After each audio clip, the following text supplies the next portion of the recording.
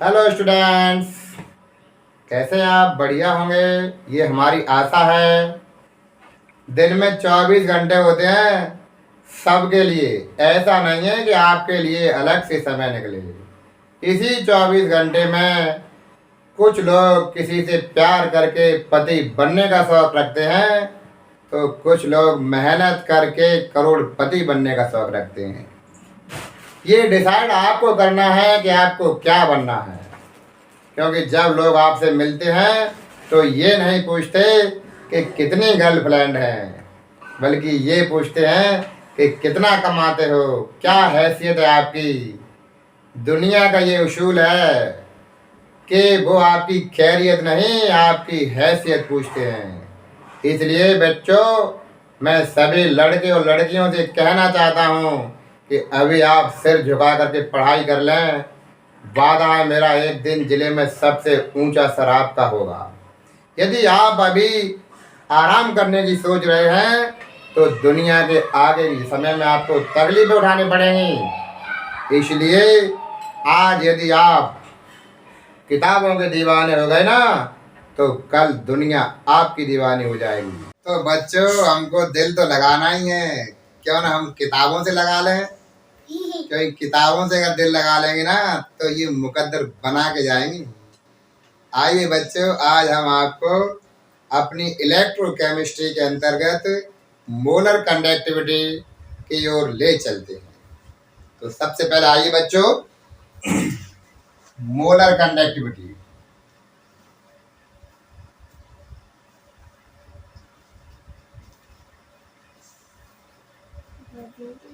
Molar conductivity क्या होती है?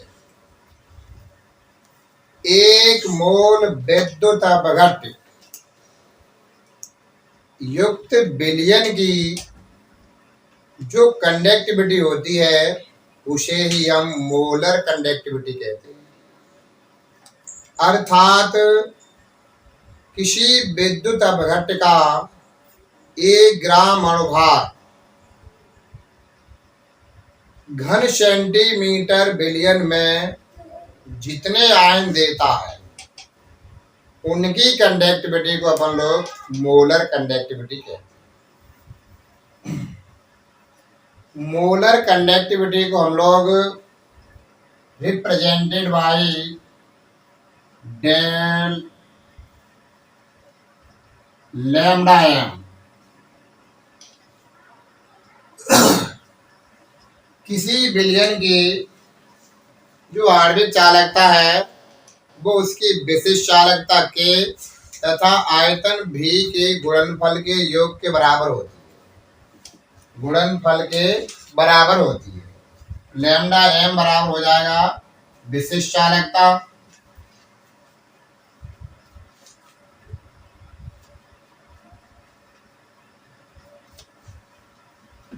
इनटू आयतन।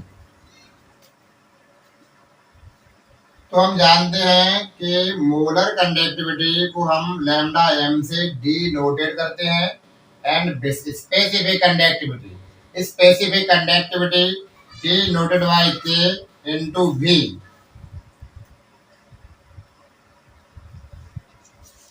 लैम्डा एम, यदि उसमें जो इलेक्ट्रोलाइट डिजॉल्व है तो उसकी मोलरता होती है, तो उसे lambda M equal K into 1000 upon M.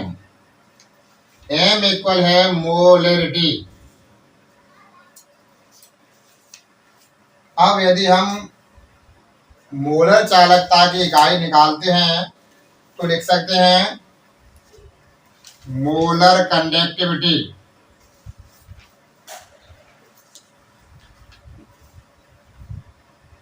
की इकाई ओम inverse centimetre square mole inverse होती है।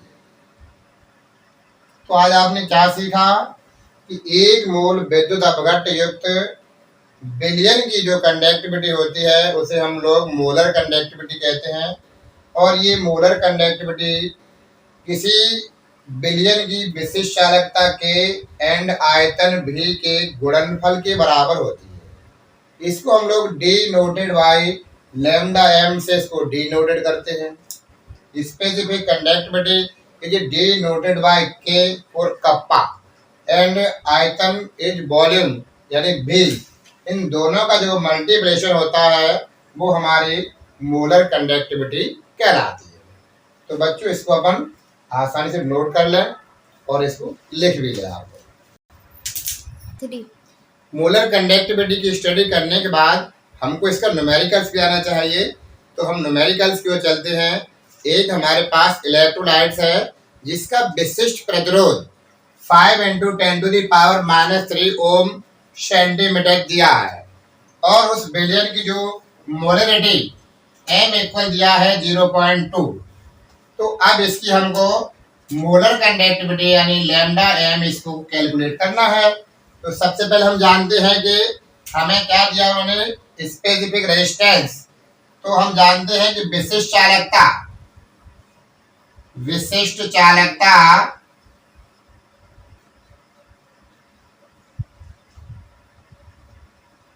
इक्वल होता है 1 विशिष्ट प्रतिरोध।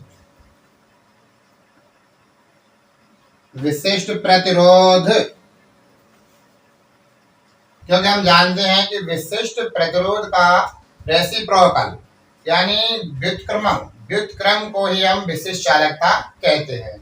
तो विशिष्ट चालकता को अपन लोग डी नोटेड बाई के 1/ρ हो जाएगी। तो हमारे पास ये रो की वैल्यू दी हुई है उन्होंने। तो यहाँ के इक्वल निकालेंगे अपन। के इक्वल 1/5 × 10⁻³ अब हम के की वैल्यू निकालेंगे तो ये हो जाएगा अपना, ये 10⁻³ ऊपर जाएगा तो ये हमारा 10⁻+3 हो जाएगा अपॉन 5 हो जाएगा। इक्वल में इसको अपन लिख सकते हैं 1000/5। जिसको अपन कट कर दें तो काटेंगे तो ये आ जाएगा हमारा 200। के की वैल्यू हमारे पास कितनी आ चुकी है 200। इसको तब तक आप यहां तक नोट करें बच्चों। ये आप देख रहे हैं हमारे पास के की वैल्यू 200 ओम इनवर्स सेंटीमीटर इनवर्स आई है। तो इसके थ्रू हम लोग मोलर कंडक्टिविटी को भी कैलकुलेट कर सकते हैं। तो हम अब मोलर कंडक्टिविटी का फॉर्मूला लगाएंगे। Molar conductivity lambda m equal होता है के × 1000/m होता है। तो यहाँ देखो हमारे पास के की वैल्यू प्राप्त हुई है 200 इंटू 1000 हो गया। ये m की वैल्यू हमको पता है 0.2 है। लैम्डा m हम कैलकुलेट करेंगे तो आप देखेंगे इस वाले पॉइंट को यहाँ हटाएं तो ऊपर एक 0 बढ़ जाएगा हमारा। तो देख सकते हैं 2 से काट देंगे तो ये 100 हो जाएगा। अब हमारे पास जो लैम्डा m की वैल्यू आ रही है वो आ रही है 1 × 10⁻⁶। ये हमारी मोलर कंडक्टिविटी है। तो मोलर कंडक्टिविटी की यूनिट होती है ohm inverse centimetre and mole inverse. यही इसका आंसर होगा। आप इसको भी अच्छी तरह से नोट कर लें। तो इसी तरह बच्चों हम अगले न्यूमेरिकल्स की ओर चलते हैं। जैसे कि हम मान सकते हैं कि हमारे पास 0.02 मोल प्रति लीटर कंसेंट्रेशन का एक सॉल्यूशन है और उसकी विशिष्ट चालकता हमको दी गई है 2.48 × 10⁻⁻²। तो अब हमको इसकी आणविक चालकता या मोलर कंडक्टिविटी को हमको कैलकुलेट करना है। तो we know that molar conductivity is lambda m। Lambda equal हमको कैलकुलेट करना है। तो लैम्डा इक्वल या लैम्डा m के अकॉर्डिंग फॉर्मूला होता है लैम्डा m इक्वल के × 1000/m। तो आप देख रहे हैं यहाँ पर हमको के की वैल्यू पता है पहले से ही। के की वैल्यू है 2.48 इंटू 10⁻⁻² इंटू 1000 अपॉन में हमारे पास एम की वैल्यू भी है 0.02। यहाँ आप देखें लैम्डा एम इक्वल निकालेंगे तो आप इसको ऐसे लिख सकते हैं 2.48 इंटू 1000 अपॉन 0.02 अपॉन 100। इसको नीचे लाए अपन 10⁻, जो ऊपर माइनस में 2 था उसको नीचे लाए तो आप देख रहे हैं कि ये देखो 2 जीरो से ये पूरा 2 जीरो चला गया। यहाँ देखो दशमलव से दशमलव कट जाएगा। अब नीचे 2 बचा, 2 से इसको काट देंगे, देखेंगे 2 1 जा 2 हो रहा है, 2 2 जा 4 हो रहा है और 2 4 जा 8 हो रहा है। तो यहाँ पर हमारे पास लैम्डा एम इक्वल आ रहा है 124 इंटू 10। इसका इसमें मल्टीप्लाई कर देंगे अपन तो लैम्डा एम इक्वल आ गया 1240। और lambda M is molar conductivity. The unit of the molar conductivity is ohm inverse centimetre square and mole inverse. तो उसको अपन यहाँ लिख देंगे ohm inverse centimetre square mole inverse. इसको आप लोग नोट कर लें। मोलर कंडक्टिविटी के न्यूमेरिकल्स हल करने के बाद हम आपको जो विद्युत अपघटनीय चालकता होती है उसको फैक्टर अफेक्टेड, उनको कौन कौन से फैक्टर अफेक्टेड करते हैं। तो आइए बच्चों हम आपको बताते हैं कि जो हमारी इलेक्ट्रोलाइटिक कंडक्टिविटी होती है उसको अफेक्टेड करने वाले फैक्टर कौन कौन से हैं। तो सबसे पहले अपन देखेंगे नंबर 1 है आयनों की सांद्रता।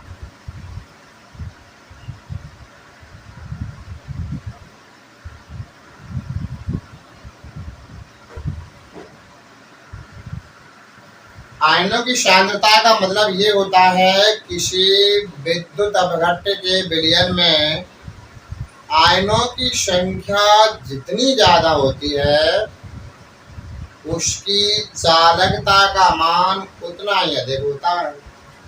यानी अपन कह सकते हैं कि किसी विद्युत अपघट्य में आयनों की संख्या बढ़ाने पर उसकी विद्युत अपघटनीय चालकता का मान बढ़ जाता है। अर्थात कह सकते हैं कि आयनों की जो सांद्रता समानुपाती होती है विद्युत अपघटनीय चालकता। यानी कि आयनों की संख्या बढ़ने पर, आयनों की सांद्रता बढ़ाने पर विद्युत अपघटनीय चालकता का मान बढ़ जाता है, सीधे समानुपाती होता है। दूसरा पॉइंट अपन देखते हैं अंतर आयनिक आकर्षण। अंतर आयनिक आकर्षण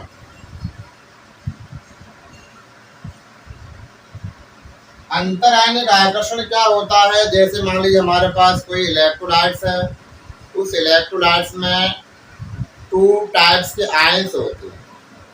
एक हमारा धनायन होता है और उसी में एक ऋणायन होता है। तो विद्युत अपघट्य के आयनों के मध्य में जो आपस में अट्रैक्शन पाया जाता है उसी को हम लोग अंतर आयनिक आकर्षण कहते हैं।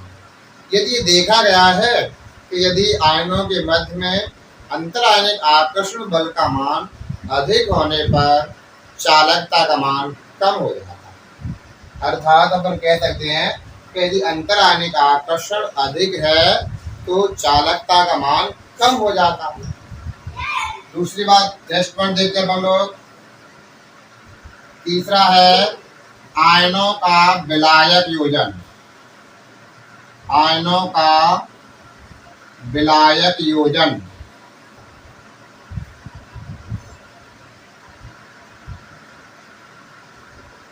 जिसे हम सॉल्वेशन बोलते हैं। जैसा कि अपन देखते हैं हमारे जो विद्युत अपघट्ट हैं और विलयन के जो पोलर मॉलिक्यूल्स होते हैं, तो उनका आपस में अट्रैक्टिव होना ही विलायक योजन कहलाता है।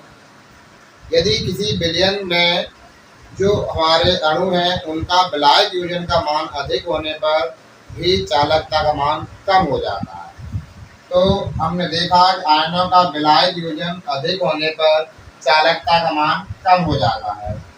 नेक्स्ट पॉइंट अपने शांता।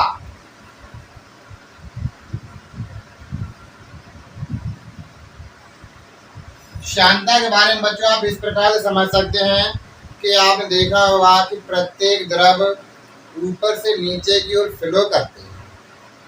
उनमें से कुछ द्रव ऐसे होते हैं जो धीमी गति से बहते हैं और कुछ द्रव ऐसे होते हैं जो बहुत ही तेजी से बह हुए चले जाते हैं। तो बच्चों आप समझिए, जो द्रव धीमी गति से बहता है उनकी शांता अधिक होती है और जो फास्टली बहते हैं उनकी शांता कम होती है। शांता क्या होता है कि जैसे कि कोई लिक्विड है अप टू डाउन हो रहा है तो उसके अपोजिट में एक फोर्स लगता है, अपोजिट में एक फोर्स लगता है, उसी फोर्स को अपन लोग विस्कोसिटी या शांता कहते हैं। तो जिस विद्युत अपघट्ट के विलयन की शांता का मान अधिक होता है उसकी चालकता का मान कम हो जाता है। नेक्स्ट अपन देखेंगे ताप, जिसे अपन लोग टेम्परेचर कहते हैं। तो बच्चों आप देख रहे थे कि सेकेंड पॉइंट से हमारी कंडक्टिविटी कम हो रही थी, थर्ड पॉइंट से हमारी कंडक्टिविटी कम हो रही थी, फोर्थ पॉइंट से हमारी कंडक्टिविटी कम हो रही थी, फिफ्थ में जो पॉइंट आया है उसे हम टेम्परेचर कहते हैं। तो ये ऊपर वाले जो 3 पॉइंट हैं इन सभी के थ्रू हमारी कंडक्टिविटी डाउन हो रही है, लेस हो रही है, कम हो रही है। लेकिन किसी विद्युत अपघट्ट के विलयन का ताप बढ़ाने पर, यानी टेम्परेचर को इंक्रीज कराने पर उसकी कंडक्टिविटी बढ़ जाती है। तो क्या देखा अपन ने, टेम्परेचर के थ्रू कंडक्टिविटी बढ़ जाती है, शांता से कंडक्टिविटी घट जाती है,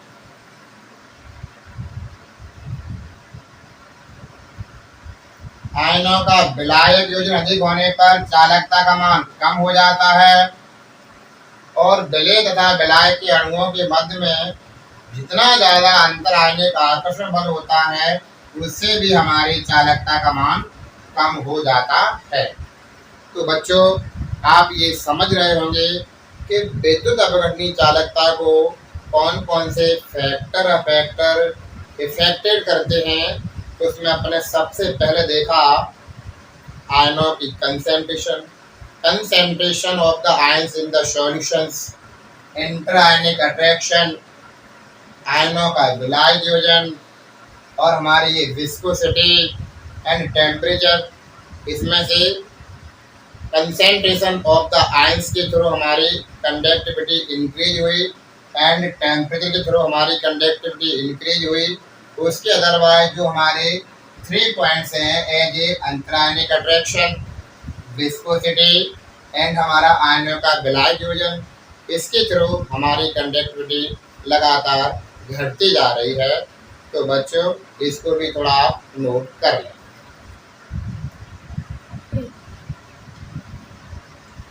विद्युत अपघटनी चालकता के फैक्टर को अपन देखने पर ये पता चला कि किसके थ्रू हमारी कंडक्टिविटी इंक्रीज हो रही थी और किसके थ्रू हमारी कंडक्टिविटी डिक्रीज हो रही थी। तो अपन ये भी देखते हैं कि जो हमारी तमता है उससे हमारी चालकताएं किस प्रकार से प्रभावित होती हैं।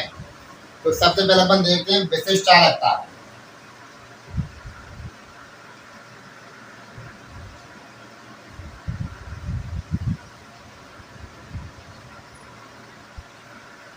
विशिष्ट चालकता हम क्या कहते हैं, 1 घन सेंटीमीटर विलयन में उपस्थित आयनों की जो चालकता होती है उसे हम लोग विशिष्ट चालकता कहते हैं। अब यदि हमने किसी विलयन को तनु कर दिया, यदि किसी विलयन की हम तनुता बढ़ाते जाएंगे तो विद्युत धारा का जो प्रवाह करने वाले आयंस हैं उनकी संख्या लेस हो जाएगी। तो हम कह सकते हैं कि तनुता बढ़ाने पर विशिष्ट चालकता का मान घट जाता है। यानी क्या देखा कि तनुता तनुता बढ़ाने पर विशिष्ट चालकता का मान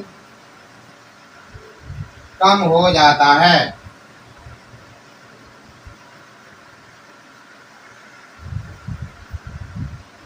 दूसरे पॉइंट पर अपनी आती है मोलर चालकता या मोलर कंडक्टिविटी, जिसे अपन लोग आणविक चालकता कहते हैं।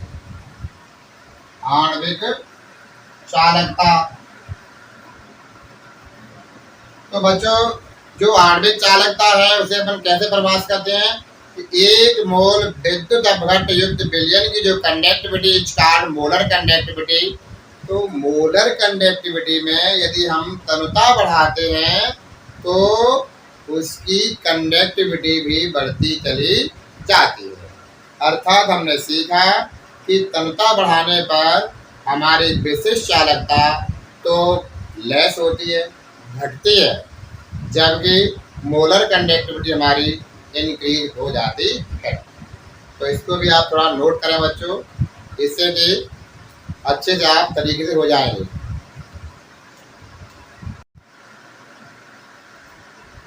कोलराउस नियम भी हमारे इसी चैप्टर में है।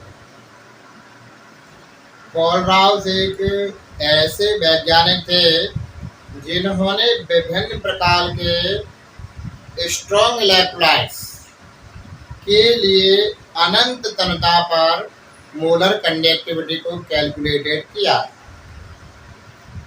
तो कोलराउस के नियम के अनुसार हम क्या स्टडी करते हैं, कोलराउस ने ये कहा था कि अनंत तनुता पर विद्युत अपघट्ट की आणविक चालकता का मान उसमें उपस्थित धनायन तथा ऋणायन की अनंत तनुता पर आयन चालकताओं के योग के बराबर होता है।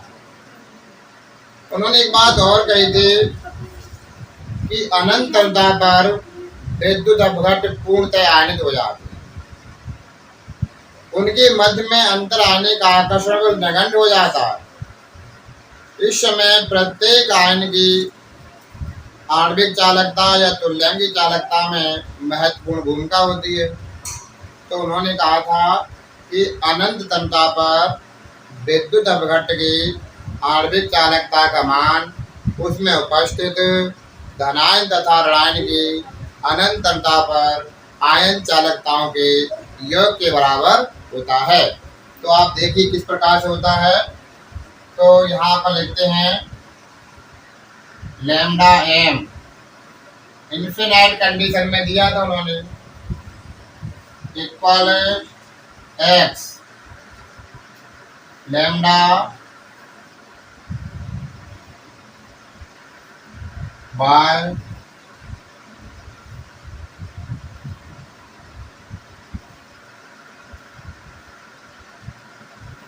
ये हमारा कोलराउस का नियम। एक बार पुनः देखें आप, अनंत तनुता पर विद्युत अपघट्ट की आणविक चालकता का मान उसमें उपस्थित धनायन तथा ऋणायन की अनंत तनुता पर आयन चालकताओं के योग के बराबर होता है। यहाँ पर आप देखेंगे एक्स व वाई क्रमशः धनायन व ऋणायन की संख्या है। इसमें विद्युत अपघट्ट के मध्य में जो अंतर आयनिक आकर्षण बल होता है ना, वो पूर्ण रूप से नगण्य हो जाता है। इसलिए इसके जो आयंस होते हैं ना, वो स्वतंत्र रूप से अभिगमन करते हैं। आप देख सकते हैं जैसे एग्जाम्पल में अपन देखे हैं कि यहाँ सपोज दैट अपन ने MgCl2 लिखा है, तो आप देखेंगे x इक्वल हो जाएगा 1 क्योंकि इसमें Mg 1 है एंड y इक्वल हो जाएगा 2। और यहाँ पर देखें जो लैम्डा पे प्लस लगा है वो धनायन के प्रति चालकता है और ये माइनस लगा है वो ऋणायन की चालकता होती है। तो इस प्रकार से कोरडास नियम की सहायता से हम प्रबल विद्युत अपघट्यों की अनंत तनता पर आणविक चालकता को आसानी से कैलकुलेट कर सकते हैं। तो ये हमारा था कोरडास का नियम। इसके हम अभी आपको अनुप्रयोग भी बताते हैं, तब तक आप इसको ही नोट कर लें। तो स्टूडेंट्स, जैसे अपन ने अभी कोरडास के नियम की स्टडी की, अब हम आपको इसके अनुप्रयोग भी पाए जाते हैं, आपको स्टडी कर रहे होंगे। तो सबसे पहला जो कोरडास का नियम होता है वो क्या होता है कि नंबर 1 है अनंत तनता पर दुर्बल विद्युत अपघट्य के आणविक चालकता ज्ञात करें। दुर्बल विद्युत अपघट्य की आणविक चालकता ज्ञात करनी है। सपोज दैट हमको मान लीजिए हमारे पास एक दुर्बल विद्युत अपघट्य एसिटिक एसिड है CH3COOH। यदि इसकी हमें आणविक चालकता ज्ञात करनी हो तो इसको अपन ऐसे लिखते हैं lambda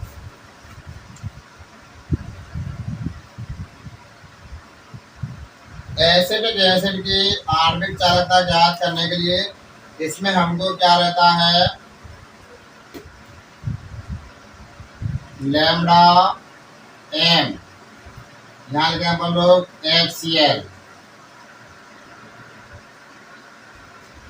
plus lambda CH3COONA minus lambda MnACl। इसमें ये वैल्यूज रहती हैं CH3COOH के लिए। तो जब भी आपको CH3COOH की आणविक चालकता ज्ञात करना हो तो आपको एक तो HCl की मोलर कंडक्टिविटी पता होना चाहिए और सोडियम एसीटेट की मोलर कंडक्टिविटी पता होना चाहिए और हमारे पास NaCl की मोलर कंडक्टिविटी पता होना चाहिए। इस नियम की सहायता से हम दुर्बल विद्युत अपघट्यों की आणविक चालकता को आसानी से ज्ञात कर सकते हैं। दूसरा पॉइंट अपन देखते हैं। हाँ, इसमें अपन एक और देख सकते हैं अमोनियम हाइड्रोक्साइड की भी अपन कैलकुलेट कर सकते हैं।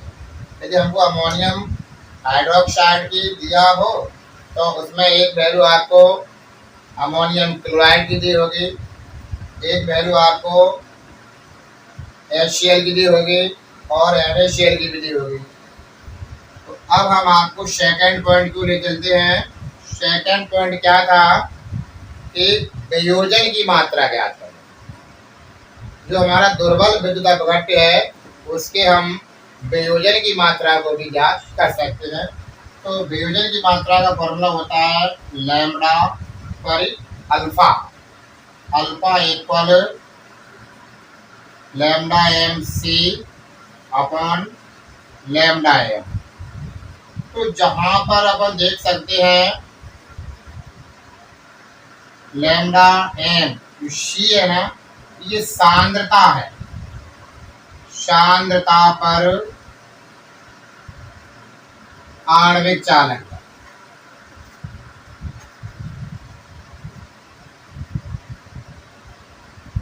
और ये हमारा जो लैम्डा m ये अनंत का चिन्ह लगा है, तो ये हमारी हो जाएगी अनंत तनता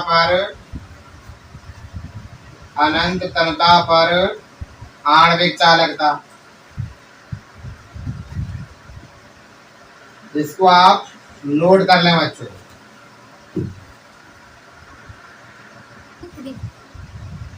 यहाँ यहाँ पर जो अल्फा है, अल्फा इक्वल क्या हो जाएगा, वियोजन की मात्रा, वियोजन की मात्रा।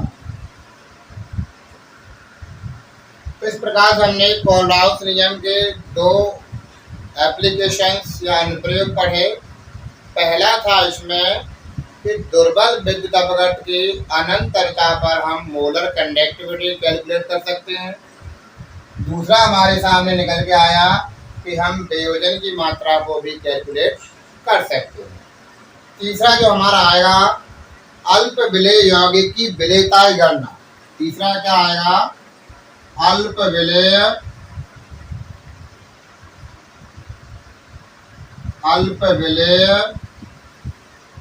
यौगिक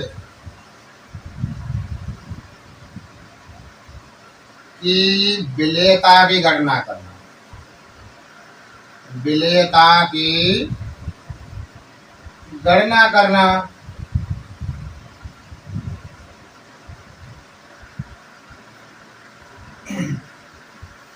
तो अल्प विलेय से सपोज दैट हम कह सकते हैं जैसे सिल्वर क्लोराइड है, हमारे पास लेड सल्फेट है, बेरियम सल्फेट है, इन सभी की जो विलेयता है वो भी हम कोलराउस के नियम से कैलकुलेट कर सकते हैं। तो इसके लिए हम आपको फॉर्मूला बताते हैं। तो अल्प विलेय जो यौगिक है उसकी विलेयता ज्ञात करने का जो हमारे पास फॉर्मूला रहता है वो रहता है लैम्डा एम इनफिनाइट कंडीशन पर के इंटू भी रहता है। यदि इसको अपन लोग लैम्डा एम इनफिनाइट इक्वल लिख सकते हैं के इंटू 1000 अपॉन एम, जहाँ पर अपन लिख सकते हैं कि चूंकि एम इक्वल एस, यानी एस फोर होता है सॉलिबिलिटी, यानी उसकी विलेयता है, तो हम एम के स्थान पर इस एस को भी रख सकते हैं। तो यहाँ पर लैम्डा इनफिनाइट कंडीशन में M equal K into 1000 upon S. यदि एस क्या है यहाँ पर, विलेयता, सॉलिबिलिटी। अब हमको एक्चुअल में क्या है कि यौगिक की हमको सॉलिबिलिटी कैलकुलेट करना है। तो एस इक्वल निकालेंगे तो एस इक्वल हो जाएगा के इंटू 1000 अपॉन अनंतता पर मोलर कंडक्टिविटी। यहाँ हम जानते हैं कि लैम्डा एम इन्फिनाइट कंडीशंस पे क्या होता है, प्लस लैम्डा माइनस। तो इस जगह पर हम लोग क्या रख सकते हैं, S equal K into 1000 upon lambda cation हो गया प्लस लैम्डा एनाइन हो गया। इसके थ्रू हम लोग इसकी विलेयता की गणना कर सकते हैं बच्चों। तो हमारे पास कोलराउस नियम के 3 एप्लीकेशंस बिल्कुल क्लियर हो चुके हैं। पहला था कि अल्प विलेय जो दुर्बल विद्युत अपघट्य है उसकी हम अनंतता पर आणविक चालकता ज्ञात की। दूसरे पॉइंट पे हमने उसके थ्रू ही वियोजन की मात्रा ज्ञात की। और तीसरे पॉइंट में हमने अल्प विलेय यौगिक की या सॉलिबिलिटी या विलेयता को भी हम कैलकुलेट करके बता दिया है। तो अब इसमें आप बहुत अच्छे से लिख लो, नोट कर लो, फिर हम आपको रिवाइज भी कराते हैं, इसके न्यूमेरिकल्स कराते हैं। तो कोलराउस के नियम की हमने स्टडी करने के बाद इसके न्यूमेरिकल्स की ओर चलते हैं। जैसे कि सपोज दैट हमारे पास कोई एक दुर्बल विद्युत अपघट्य है। एक दुर्बल विद्युत अपघट्य माने LIVR है हमारे पास, जिसमें उन्होंने ये बताया कि जो लिथियम धनायन की चालकता उन्होंने दी है हमारे पास, Li बराबर वो दे रहे हैं 38.7 siemens centimetre square and mole inverse. और जो ब्रोमाइड है, तो ब्रोमाइड की भी उन्होंने कंडक्टिविटी दे रखी है 78.40 S centimetre square mole inverse.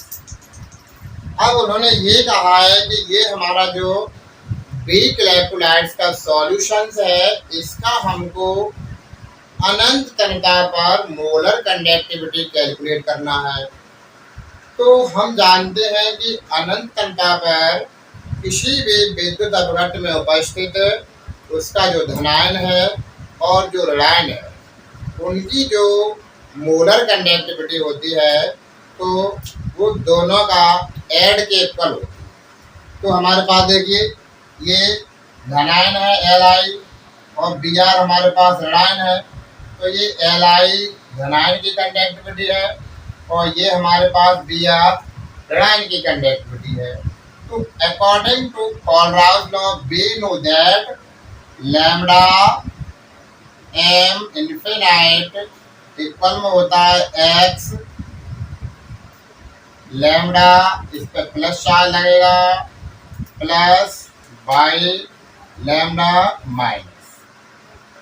तो आप देख रहे हैं कि जो LIBr है, LIBr में x इक्वल 1 हो जाएगा क्योंकि Li 1 है, और बाई इक्वल भी 1 हो जाएगा क्योंकि Br भी 1 है। तो अब हमारे पास Li और Br है, इसको हम सबसे पहले आयोनाइज कर देते हैं। Lambda MLIBr equal,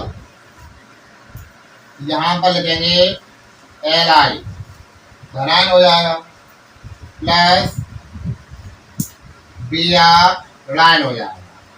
infinite condition है, तो आप देखते हैं लैम्डा m इनफिनाइट कंडीशन में Li की वैल्यू 38.7 है, तो 38.7 प्लस 78.40। अब देखो इन दोनों को ऐड करना है, तो लैम्डा m इनफिनाइट इक्वल, इसको जोड़ देंगे तो अपन कितना आ रहा है देखें, 0 की 0 आ जाएगी, 7 और 4 11 हो जाएगा, कैरी आई 1, यहाँ पर पॉइंट के लिए पॉइंट लगेगा, 8 और 8 16 हो जाएगा, इसका 17 हो जाएगा, और 7 3 10 यानी 11 117.10 S centimetre square and mole inverse. अतः हम कह सकते हैं कि जो हमारे पास LIBr लिथियम ब्रोमाइड जो इलेक्ट्रोलाइट्स था, उसकी अनंत तनता पर जो मोलर कंडक्टिविटी आई है, वो हमारी आई है 117.10 siemens centimetre square and mole inverse. अच्छा बच्चों, तो आपको आशा है ये न्यूमेरिकल समझ में आया होगा। यदि आपको हमारा कोई टॉपिक्स अच्छे से समझ में नहीं आ रहा है, तो आप हमको कमेंट्स बॉक्स में ज़रूर बताएं, जिससे कि हम आपकी समस्या को सॉल्व करने का फुल प्रयास करें। तो इसको आप नोट कर लें, फिर अपन नेक्स्ट न्यूमेरिकल को चलते हैं।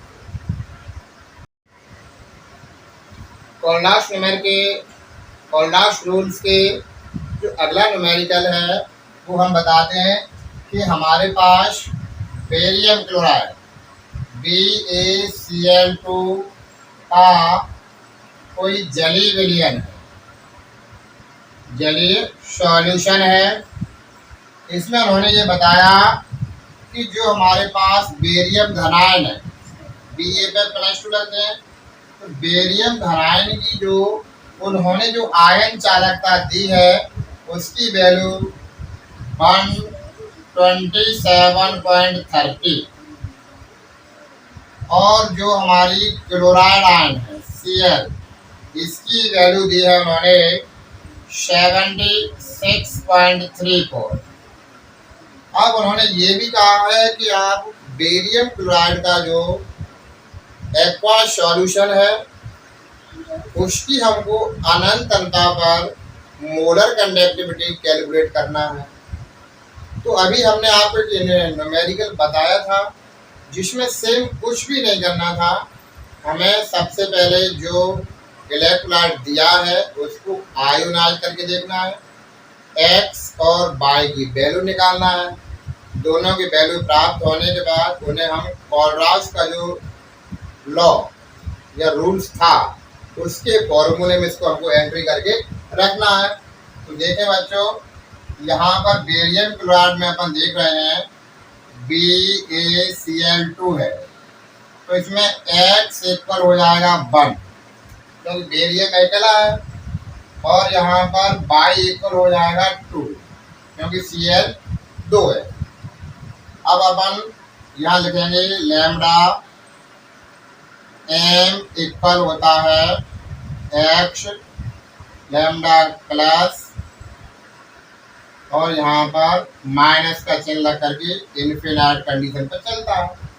तो ये हमारे पास मोलर कंडक्टिविटी को कैलकुलेट करना है, तो हम क्या लिखेंगे लैम्डा BaCl2 इक्वल, यहाँ पर अपन बेरियम की वैल्यू रख देंगे 127.30 प्लस, अब आप देख सकते हैं कि यहाँ पर बाई रहता है बाई, तो बाई की वैल्यू कितनी है 2 है, तो यहाँ पर 2 लिख देंगे, मल्टीप्लाई करेंगे कितने का 76.34 का, या कहेंगे 76.34। तो अब आप इसको आगे चल के देखेंगे तो ये वैल्यू 127.30 प्लस में इसका इसमें मल्टीप्लाई करेंगे 2 4 जा 8, 2 3 जा 6, 2 6 जा 12 हो जाएगा, 2 7 जा 14 और 1 1 5 हो जाएगा। अब इनको हम दोनों को ऐड कर देंगे तो हमारे पास जो BaCl2 है उसकी मोलर कंडक्टिविटी हमारे पास आ जाएगी। इन दोनों को जब जोड़ेंगे तो 279.98 ये हमारी molar conductivity of barium chloride की प्राप्त हो जाती है। यहाँ इसकी वैल्यू लिख देंगे centimetre square and mole inverse, यही इसका आंसर होगा। तो बच्चों, आज हमने आपको इलेक्ट्रोकेमिस्ट्री के अंतर्गत क्या क्या बताया है, मोलर कंडक्टिविटी एंड विद्युत अपघटनीय चालकता एंड कंडक्टिविटी पर डाइल्यूशन से क्या इफेक्ट पड़ता है, और इसके अलावा हमने आपको कोलराउस नियम का विधिवत अध्ययन किया। कोलराउस नियम क्या था, उसके अनुप्रयोग क्या थे, और अनुप्रयोग बताने के साथ साथ हमने आपको अपने न्यूमेरिकल्स भी बताए। आशा है आपको कक्षा बहुत पसंद आई होगी। हाँ बच्चों, एक बात मैं कहना चाहता हूँ आपसे, यदि हम स्टडी कर रहे हैं और स्टडी करते समय हमको कोई डाउट्स हैं तो उन डाउट्स को अपन हमारे कमेंट बॉक्स में जरूर लिखें, जिससे हम आप जैसे स्टूडेंट्स के जो डाउट्स हैं उनको ठीक करें, उनको टोटली रूप से समस्या का समाधान करने का प्रयास करेंगे। तो कहते हैं जो भरा नहीं है भावों से बहती जिसमें रसधार नहीं, वो हृदय नहीं पत्थर दिल है जिसमें स्वदेश का प्यार नहीं। अतः आप और हम प्यारे बच्चों हमसे जुड़े रहिए और हमारी क्लास का इसी तरह से आनंद उठाते रहिए, और लाइक और सब्सक्राइब करना तो बिल्कुल भूलें नहीं। बहुत बहुत धन्यवाद।